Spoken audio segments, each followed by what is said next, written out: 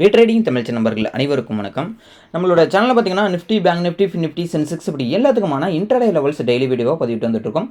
அப்படி இருக்கும்போது நாளைக்கு புது வீக்கு, அதாவது மே மாதத்துக்கான அடுத்த வாரத்துக்கான சப்போர்ட் அண்ட் ரெசிஸ்டன்ஸ் என்னென்ன அப்படின்றத ஃபஸ்ட்டு நிஃப்டிக்கு பார்த்துருவோம். இப்போ நிஃப்டியோட மேஜர் ரெசிஸ்டண்ட்டை பொறுத்தளவுக்கு நாளைக்கு 24,070 அப்படின்றது நாளைக்கு மேஜர் ரெசிஸ்டண்ட்டாக இருக்கும். ஒன்ஸ் இந்த மேஜர் ரெசிஸ்டண்ட்டை பிரேக் அவுட் பண்ணுது அப்படின்ற பட்சத்துக்கு 24,147 அப்படின்ற ரேஞ்சுக்கு போகும். அதாவது டேவோட ஹை, ஓகேங்களா. ஸோ இந்த டேவோட ஹையை அடுத்து பிரேக் அவுட் பண்ணுதுன்னா 24,195 அடுத்த லெவல் இருக்குது. ஸோ அதையும் பிரேக் அவுட் பண்ணுதுன்னா 24,273 அப்படின்றது அடுத்த ரெசிஸ்டன்ட் ரேஞ்ச் இருக்குது. அதையே மேஜர் சப்போர்ட்டு அப்படின்ற பார்க்கும்போது நாளைக்கு நிஃப்டிக்கு 23,945 ஒரு மேஜர் சப்போர்ட்டாக இருக்கும். இந்த மேஜர் சப்போர்ட்டை பிரேக் அவுட் பண்ணுற பட்சத்துக்கு டவுன் ட்ரெண்ட் ஸ்டார்ட் ஆகும். ஃபர்தராக அடுத்த சப்போர்ட்டை பொறுத்திங்கன்னா 23,867 அடுத்த சப்போர்ட்டு. ஒன்ஸ் அதையும் பிரேக் அவுட் பண்ணுதுன்னா 23,820 அடுத்த சப்போர்ட்டு. ஸோ அதையும் பிரேக் அவுட் பண்ணுறதா 23,742 அடுத்த சப்போர்ட்டு. இது டவுன் ட்ரெண்ட் ஆனிச்சு அப்படின்னா இதெல்லாம் வந்து சப்போர்ட் ஆகிட்டாங்கன்னா பாசிபிலிட்டிஸ் இருக்குது. ஒன்ஸ் மார்க்கெட் வந்து ஒரு கன்சல்டேஷன் ஜோன்லேயே இருக்குது அப்படின்ற பட்சத்துக்கு எது அப்படின்னு பார்த்தீங்கன்னா 23,945க்கும் 24,070க்கும் இன்பிட்வீனில் நாளைக்கு இருக்கிற பட்சத்தில் நோ ட்ரேடிங் ஏரியாவாக இருக்கும்.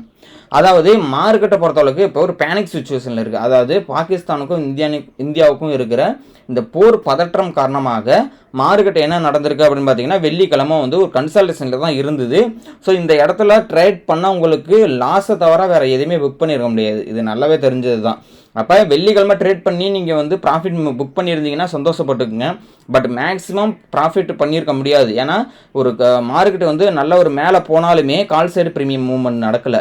அதேமாதிரி மார்க்கெட் கீழே வந்தாலுமே புட் சைடு ப்ரீமியம் மூவ் ஆகலை. ஏன்னா இந்தியா வேக்ஸை வந்து கண்ட்ரோல் பண்ணி மார்க்கெட்டை வந்து அப்படியே நிப்பாட்டிட்டாங்க.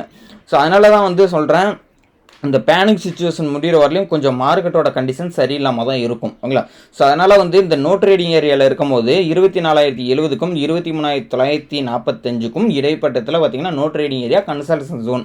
இன்பிட்வீனில் பார்த்தீங்கன்னா 24,000 இருக்குது நம்மளுக்கு, ஓகேங்களா. ஸோ இந்த 24,000க்கு மேலே ஓப்பன் ஆகுதா 24,000க்கு கீழே ஓப்பன் ஆகுதான்றதை பார்த்துக்கிட்டு தான் நம்ம வந்து முடிவு பண்ண முடியும். ஸோ கிட்டத்தட்ட மார்க்கெட் முடிஞ்சதே 24,000 தான், ஓகேங்களா. சரி, ஓகே. நெக்ஸ்ட் பேங்க் நிஃப்டி பார்த்தோம். பேங்க் நிஃப்டியை பொறுத்தளவுக்கு மேஜர் ரெசிஸ்டன்ட் அப்படின்னா நாளைக்கு 53,752 மேஜர் ரெசிஸ்டன்ட். ஒன்ஸ் இதை பிரேக் அவுட் பண்ணுதுன்னா 53,544 சரி 53,943 அடுத்த ரெசிஸ்டன்ட் ரேஞ்சு. ஒன்ஸ் அதையும் பிரேக் அவுட் பண்ணுதுன்னா டேவோட ஹையான 54,060 அப்படின்றது அதுக்கு அடுத்த ரெசிஸ்டன்ட்டு. ஸோ அதையும் பிரேக் அவுட் பண்ணுதுன்னா 54,257 அடுத்த ரெசிஸ்டண்ட்டாக இருக்கும். இதில் வந்து ஃபர்தராக ட்ரெண்ட் போணுச்சு அப்படின்னா இதில் வந்து ரெசிஸ்டன்ட் ஆக்ட் ஆகிறதுனா பாசிபிலிட்டிஸ் இருக்குது. ஸோ மேஜர் சப்போர்ட்டை பொறுத்தளவுக்கு பார்த்தீங்க அப்படின்னா 53,438 மேஜராக இருக்கக்கூடிய சப்போர்ட்டு. ஒன்ஸ் இதை பிரேக் அவுட் பண்ணுது அப்படின்னா ஃபர்தர் டவுன் ட்ரெண்ட் ஸ்டார்ட் ஆகிறதுனா பாசிபிலிட்டிஸ் இருக்குது. 53,355 நெக்ஸ்ட் ரெசிஸ்டன்ட் சப்போர்ட்டு. அதையும் பிரேக் அவுட் பண்ணுதுன்னா 53,246 அடுத்த சப்போர்ட்டு. ஸோ அதையும் பிரேக் அவுட் பண்ணுதுன்னா 53,127 அடுத்த சப்போர்ட்டு. ஸோ 52,933 ஃபர்தராக இருக்கக்கூடிய அடுத்த லாஸ்ட்டாக இருக்கக்கூடிய சப்போர்ட்டு. இப்போ நோ ட்ரேடிங் ஏரியாவை பொறுத்த அளவுக்கு பார்த்தீங்க அப்படின்னா 53,432 மேஜர் சப்போர்ட்டுக்கும் மேஜர் ரெசிஸ்டண்டான 53,752க்கும் இன்பிட்வீனில் இருக்கிற பட்சத்தில் நோ ட்ரேடிங் ஏரியா கன்சல்டேஷன் ஜோனாக மென்ஷன் பண்ணியிருக்கோம். மிட் லைனை பொறுத்த அளவுக்கு பார்த்தீங்கன்னா 53,560 மிட் லைனாக குறிப்பிட்டிருக்காங்க.